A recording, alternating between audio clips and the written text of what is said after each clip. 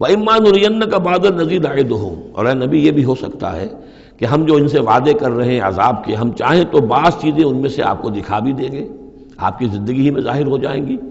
اَوْ لَتَوَفَّيَنَّكَ، لیکن یہ بھی ہو سکتا ہے ہم آپ کو وفات دے دیں. فَإِنَّمَا عَلَيْكَ الْبَلَاغُ، اس لیے کہ آپ پر تو بلاغ کی ذمہ داری تھی، پہنچانے کی ذمہ داری تھی، وہ آپ نے کر دیا، آپ فارغ ہیں. اب حساب لینا ہمارے ذمے ہے، عذاب دینا ہمارا کام ہے، یہ ہدایت دینا یہ ہمارے فیصلے کے اوپر منحصر ہے. تو فرمایا کہ آپ نے پہنچا دیا، فَإِنَّمَا عَلَيْكَ الْبَلَاغُ وَعَلَيْنَا الْحِسَابُ، ہمارے ذمے حساب ہے. اَوَلَمْ يَرَوْا أَنَّا نَأْتِي الْأَرْضَ نَنْقُصُهَا مِنْ أَطْرَافِهَا، کیا یہ دیکھتے نہیں کہ ہم لا رہے ہیں، چلے آتے ہیں زمین کو گھٹاتے ہوئے، تنگ کرتے ہوئے کناروں سے.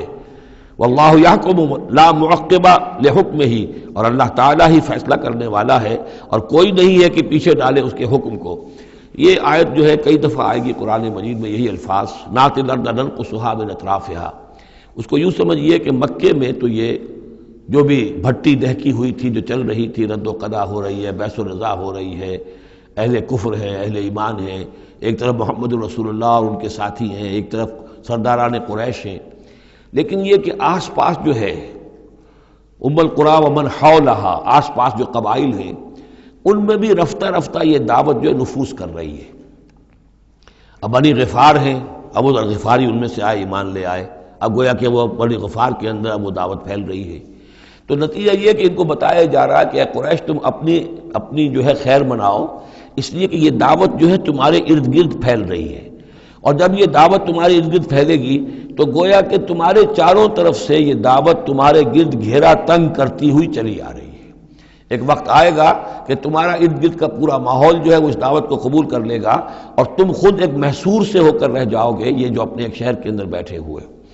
تو فرمایا اولم یروا، کیا یہ دیکھتے نہیں ہیں، انا ناتی الارض ننقصها من اطرافها، کہ ہم زمین کو لا رہے ہیں کم کرتے ہوئے اس کے چاروں طرف سے، کناروں سے، یعنی گھیراؤ ہو رہا ہے.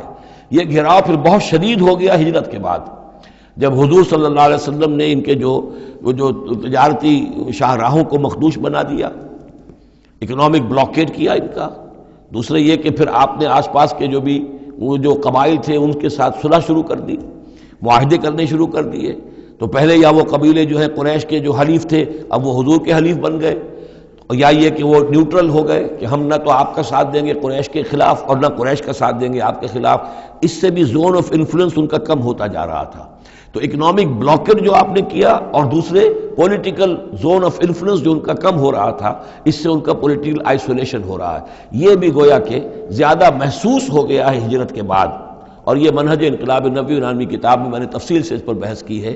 اور فلسفہ انقلاب جو ہے، بلکہ کہنا چاہیے فلسفہ سیرت کے اعتبار سے یہ بہت اہم موضوع ہے، بہت کم لوگوں نے اس پر توجہ دی ہے. اولم یروا انا ناتی الارض ننقصها من اطرافها واللہ یحکم، اور اللہ ہی فیصلہ کرے گا بالآخر، آخری فیصلہ اسی کی طرف سے ہوگا. لا معقب لحکمہ، کوئی نہیں ہے جو اس کے حکم کو پیچھے ڈال سکے. وہو سریع الحساب، اور وہ حساب لینے میں بھی بہت جلد کرتا ہے، جلدی تیزی ہے حساب لینے میں. وقد مکر الذین من قبلہم، اور ان سے پہلے جو تھے انہوں نے بھی بڑی چالیں چلی تھی، بڑی اسکیمیں بنائی تھیں، بڑی سازشیں کی تھیں، بہت کچھ انہوں نے بھی اپنی پلاننگ کی تھی انبیاء اور رسل کی دعوت کو روکنے کے لیے. فللہ المکر جمیعا، یہ سارا کا سارا مکر جو ہے اللہ کے اختیار میں ہے، کسی کی چال چل نہیں سکتی جب تک اذن رب نہ ہو. اور گویا کہ اللہ تعالیٰ جو ہے ان کی تمام چالوں کا احاطہ کیے ہوئے محیط ہے. یعلم ما تکسب کل نفس، وہ جانتا ہے ہر ذی نفس جو کچھ کماتا ہے، ہر انسان جو کمائی کرتا ہے، ہر جان جو کمائی کرتی ہے وہ اس کے علم میں ہے. وَسَيَعْلَمُ الْكُفَّارُ لِمَنْ عُقْبَى الدَّارِ، اور ان قریب معلوم ہو جائے گا ان کافروں کو کہ وہ پچھلا گھر، عاقبت کا گھر کس کے لیے، یعنی اس کی خیر، اس کی بھلائی، اس کا عیش، اس کا آرام کس کے لیے ہے.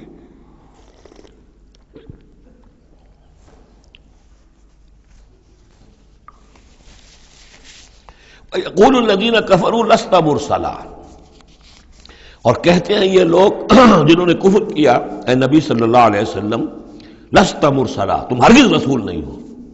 قل کفی باللہ شہید بینی و بینکم، کہہ دیجئے اللہ گواہ کافی ہے میرے اور تمہارے درمیان، وہ جانتا ہے میں اس کا رسول ہوں، اور اس کا جاننا میرے لیے کافی ہے. وَمَنْ عِنْدَهُ عِلْمُ الْكِتَابِ، اور جن کے پاس کتاب کا علم ہے وہ بھی جانتے ہیں. یعرفونہ کما یعرفون ابناءہم، اللہ تو جانتا ہی ہے جس نے مجھے بھیجا ہے، اور میرا معاملہ اسی کے ساتھ ہے، وہ جانتا ہے، لہذا میرا جو بھی معاملہ اس کے ساتھ صاف ہے۔ باقی یہ کہ جو علم جن کو دیا گیا، جن کے پاس علم کتاب ہے، وہ بھی جانتے ہیں۔ سورۃ ابراہیم، بسم اللہ الرحمن الرحیم، الف لام را۔ یہ نوٹ کیجئے، یہ جو 6 صورتیں آئی ہیں ان میں سے پہلی 3 میں الف لام را تھا، چوتھی میں الف لام را، درمیان میں میم اور آ گیا سورہ رات کے اندر، الف لام میم را۔ پھر یہ 2 صورتیں ہیں جو الف لام را کی آ رہی ہیں، سورہ ابراہیم اور سورہ حجر۔ الف لام را کتاب انزلناہ الیک لتخرج الناس من الظلمات الی النور، یہ وہ کتاب ہے جو اے نبی ہم نے نازل کی ہے آپ کی طرف تاکہ آپ نکالیں لوگوں کو اندھیروں سے روشنی کی طرف۔ یہ نوٹ کر لیجئے، اندھیرے ہمیشہ میں نے عرض کیا قرآن مجید میں ظلمات جمع میں آئے گا، نور واحد میں، بِإِذْنِ رَبِّهِمْ، اور آپ کا یہ نکالنا جو ہوگا لوگوں کو اندھیروں سے روشنی میں ان کے رب کے اذن سے، اِلَى صِرَاطِ الْعَزِيزِ الْحَمِيدِ، اور گویا کہ یہ مترادف ہے اس ہستی کے راستے کی طرف نکالنے کے کہ جو زبردست ہے، خوبیوں والا ہے، ستودہ صفات ہے، اپنی ذات میں خود محمود ہے۔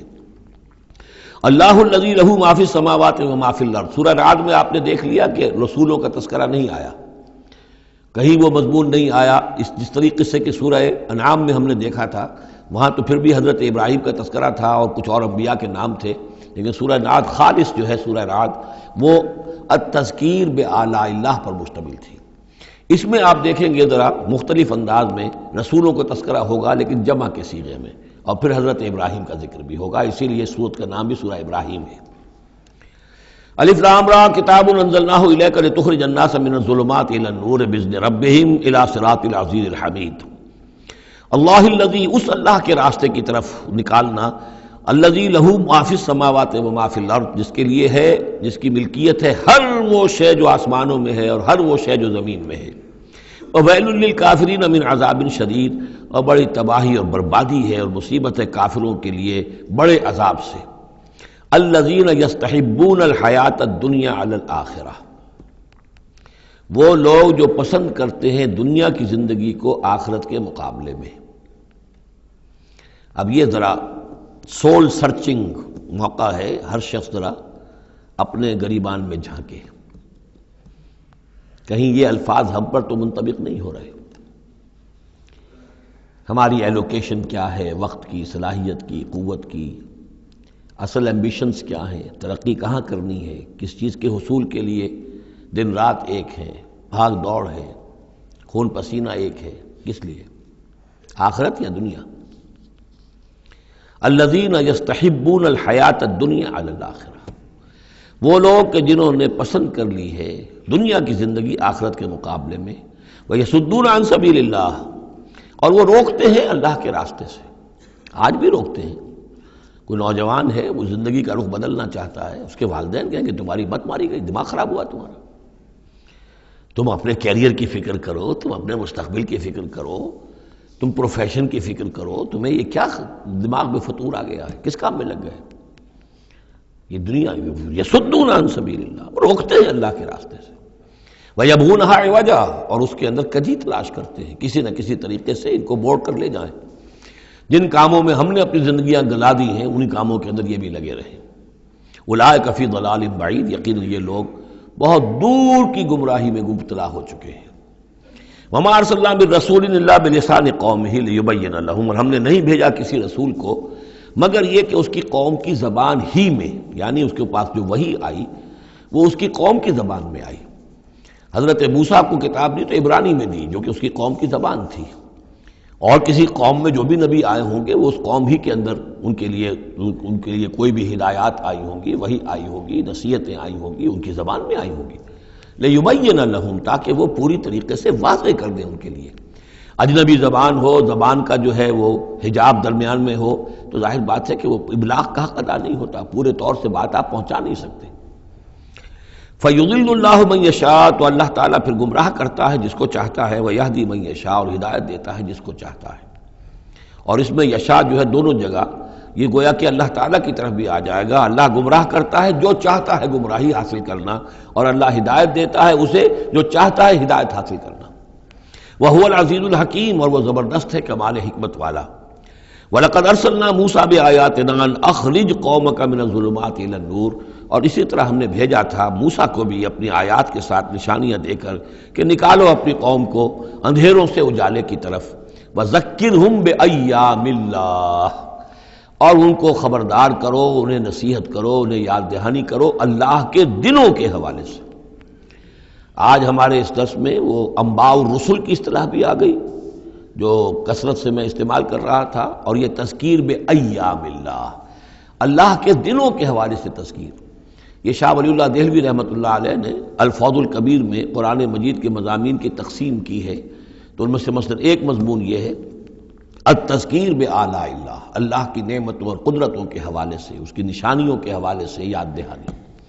ایک التذکیر بایام اللہ، اللہ کے دنوں کے حوالے سے، خاص وہ دن جن میں اللہ تعالیٰ کی طرف سے بڑے بڑے فیصلے جو ہیں وہ صادر ہوئے اور نافذ ہوئے۔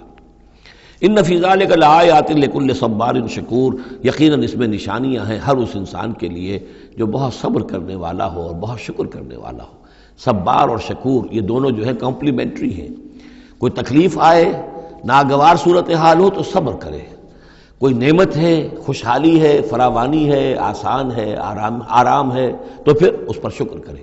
تو صبر و شکر اور شکر و صبر یہ دونوں جو ہے کمپلیمنٹری ہیں، اور یہ بندہ مومن کے لیے یہ ان دونوں میں سے کوئی نہ کوئی کیفیت اس کی ہر وقت ہونی چاہیے۔ لیکن دونوں میں مبالغے کا صیغہ آیا، صبار اور شکور۔ شکور بھی مبالغے کا صیغہ ہے مفعول کے وزن پر۔ وَإِذْ قَالَ مُوسَىٰ لِقَوْمِهِ اذْكُرُوا نِعْمَتَ اللَّهِ عَلَيْكُمْ إِذْ أَنْجَاكُم مِّنْ آلِ فِرْعَوْنَ، اور یاد کرو جب کہ کہا تھا موسیٰ نے اپنی قوم سے، یاد کرو اس نعمت کو جو اللہ کی ہوئی تم پر، جب کہ اس نے تمہیں نجات دی آل فرعون سے۔ یسومونکم سوء العذاب، وہ تمہیں مبتلا کر کیے ہوئے تھے بدترین عذاب میں۔ وَيُذَبِّحُونَ أَبْنَاءَكُمْ، اور تمہارے بیٹوں کو قتل کر ڈالتے تھے، ذبح کر ڈالتے تھے۔ وَيَسْتَحْيُونَ نِسَاءَكُمْ، اور تمہاری بیٹیوں کو، عورتوں کو زندہ رکھتے تھے۔ وَفِي ذَلِكُمْ بَلَاءٌ مِّن رَبِّكُمْ عَظِيمٌ، اور یقیناً اس میں تمہارے رب کی طرف سے تمہارے لیے بہت بڑی آزمائش تھی۔ وَإِذْ تَأَذَّنَ رَبُّكُمْ، اور جب یاد کرو جب کہ تمہارے رب نے اعلان کر دیا تھا لَئِن شَكَرْتُمْ لَأَزِيدَنَّكُمْ، اگر تم میرا شکر کرو گے، میرا حق مانو گے، میری نعمتوں کا حق ادا کرو گے تو میں اور دوں گا اور بڑھاؤں گا، میرے خزانوں میں کوئی کمی نہیں ہے۔ وَلَئِن كَفَرْتُمْ، لیکن اگر تم کفر کرو گے، کفران نعمت کرو گے، ناقدری کرو گے، ناشکری کرو گے، تو پھر ان عذابی لشدید، تو یقیناً پھر میرا عذاب بھی بہت سخت ہے۔ وَقَالَ مُوسَىٰ إِن تَكْفُرُوا أَنتُمْ وَمَنْ فِي الْأَرْضِ جَمِيعًا فَإِنَّ اللَّهَ لَغَنِيٌّ حَمِيدٌ، اور موسیٰ نے یہ بھی کہا دیکھو اگر تم، نہ صرف تم بلکہ جو بھی زمین میں ہیں سب کے سب کفر کریں اللہ کا، سب کے سب ناشکری کریں، کفر کریں، فَإِنَّ اللَّهَ لَغَنِيٌّ حَمِيدٌ، تب بھی اللہ جو ہے وہ تو غنی ہے، اسے کسی کی احتیاج نہیں، کوئی ضرورت نہیں، اور حمید ہے، اور وہ بہت ہی اپنی ذات میں ستودہ صفات ہے۔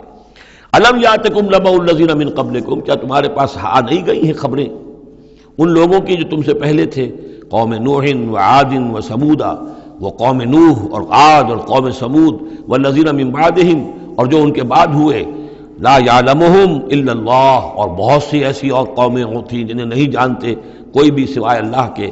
جاءتہم رسلہم بالبینات، ان کے پاس آئے ان کے رسول واضح نشانیاں لے کر، فردوا ایدیہم فی افواہہم، تو انہوں نے اپنی انگلیاں اپنے منہوں میں ڈال لیں، وقالوا انا کفرنا بما ارسلتم بہ، اور انہوں نے کہا کہ ہم تو جو کچھ تم نے دے کر بھیجا گیا ہے اس پر کفر کر رہے ہیں، وَإِنَّا لَفِي شَكٍّ مِّمَّا تَدْعُونَنَا إِلَيْهِ مُرِيبٍ، اور جو چیز کی تم ہمیں بلا رہے ہو جس چیز کی طرف، اس کے بارے میں ہمارے دلوں میں شکوک و شبہات ہیں۔ یہ آیت انشاءاللہ ہم دوبارہ بھی پڑھ لیں گے۔